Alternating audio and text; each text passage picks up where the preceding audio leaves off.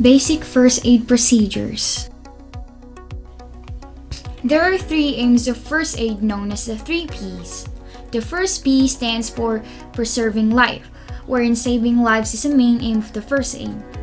Second P is to prevent further harm, wherein the person who has experienced the injury must be kept stable and their condition must not deteriorate before medical services arrive. And the third P stands for promoting recovery, wherein taking steps to promote recovery may include applying a bandage to a wound.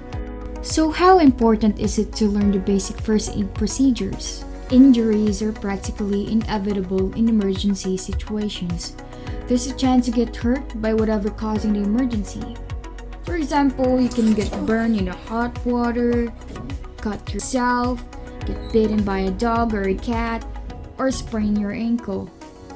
And that's why having a knowledge on basic first aid procedures allows us to do what's right and act in times of need or in times of emergency. So in this video, we'll teach you some of the basic first aid procedures that you can use in times of needs. There are basic first aid actions for cuts and wounds. First, stop the bleeding by applying pressure on the wound. Then wash the wound in the running water. Then clean the wound with an antiseptic solution. Lastly, dress the wound using a band-aid. Oh no! Got yourself burned because of your reckless sibling?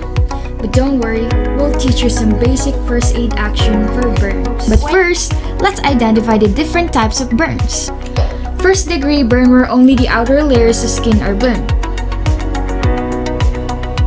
Second one is a second degree burn where some of the inner layers of skin is burned.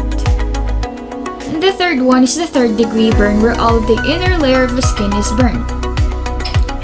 Fourth one is the fourth degree burn where a burn that has penetrated all tissues up to the tendons and bones. Now let's go back to the basic first aid actions for burns. When acting on a burn, we must know the 3 C's. First is to cool the burn by placing it under a running water for 10 to 15 minutes. Second C stands for calling for help or calling the emergency hotline in your area. And lastly is to cover the burn with a clean plastic bag or clean film. Next is the basic first aid actions for animal bite.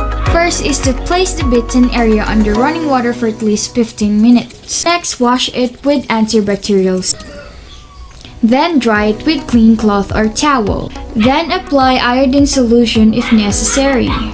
After administering the first aid, always get post-exposure shots from a doctor.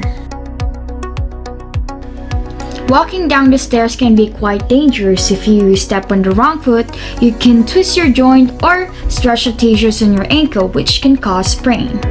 So here's how to deal with a sprain. In treating a sprain, all you have to remember is a bowl of rice, which stands for rest, ice, compression, and elevate. Rest the joint. Avoid putting pressure in the affected area as it may lead to risk of permanent damage. Ice the affected area ASAP to limit the swelling. Avoid putting in ice directly on the skin as it may cause frostbite and damage the skin's delicate tissues. After putting in ice, compress the affected area by using a compression bandage, or if not available, you can use a triangular bandage. Elevate the joint by raising the affected area above the heart as it helps prevent swelling. This process should be done 4 to 8 times a day and up to 2 days after the injury. Knowing the basics of first aid can help you feel more prepared in an emergency. Be sure to look into first aid training as it is the best way to prepare yourself for an emergency situation.